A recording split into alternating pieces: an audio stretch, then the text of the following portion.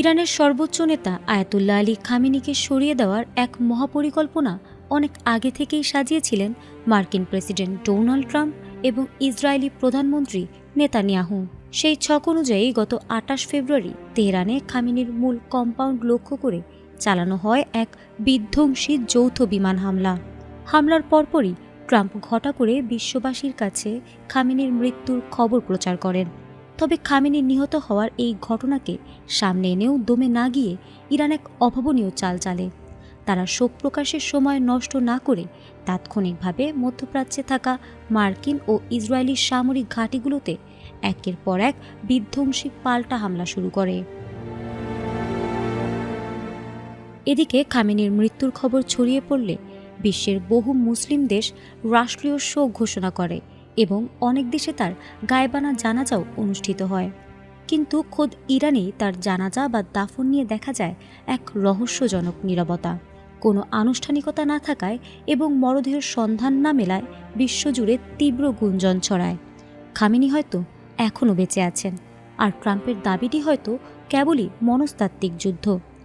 দীর্ঘ ৪ মাস ধরে চলা এই বিশ্বব্যাপী রহস্য ও চরম যুদ্ধকালীন অস্থিতিশীলতার অবসান ঘটিয়ে অবশেষে ইরানের রাষ্ট্রীয় টেলিভিশন নতুন তথ্য সামনে এনেছে।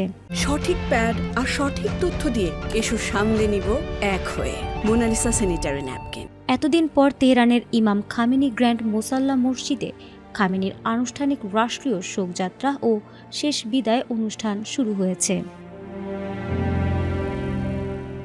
এই জানাজাকে কেন্দ্র করে ইরান ও ইরাকের ৫টি শহর জুড়ে তৈরি হয়েছে এক অভূতপূর্ব আবেগঘন পরিস্থিতি।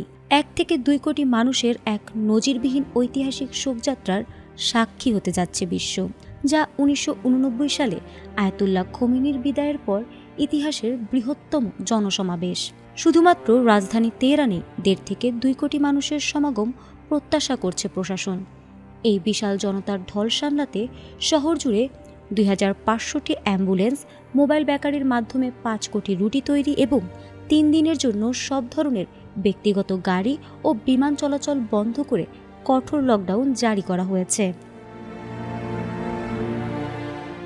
তবে এই জানাজা বানচাল করতে ডোনাল্ড ট্রাম্প প্রশাসন বিশ্বজুড়ে ব্যাপক কূটনৈতিক চাপ সৃষ্টি করেছিল। মার্কিন পররাষ্ট্র দপ্তর থেকে বিভিন্ন দেশের ওপর সরাসরি চাপ প্রয়োগ করে হুঁশিয়ারি দেওয়া হয়েছিল যে এই জানাজায় অংশ নিলে সংশ্লিষ্ট দেশগুলোকে যুক্তরাষ্ট্রের অবন্ধুভাবাপন্ন রাষ্ট্র হিসেবে ঘোষণা করা হবে এবং প্রয়োজনে মার্কিন সাহায্য বন্ধ করে দেওয়া হবে।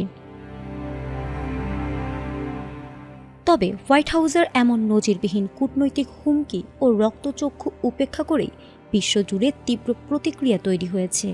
আমেরিকার সে কড়া হুঁশিয়ারি সত্ত্বেও বাংলাদেশ সহ বিশ্বের ৩০টির বেশি দেশের উচ্চপদস্থ প্রতিনিধি এবং ১০০টির মতো দেশের প্রতিনিধি দল এই ঐতিহাসিক বিদায় অনুষ্ঠানে অংশ নিচ্ছেন। তবে কড়া নিরাপত্তার স্বার্থে খামেনির ছেলে ও বর্তমান সর্বোচ্চ নেতা মোজতবা আলী খামেনি এই জানাজায় সশরীরে উপস্থিত থাকছে না।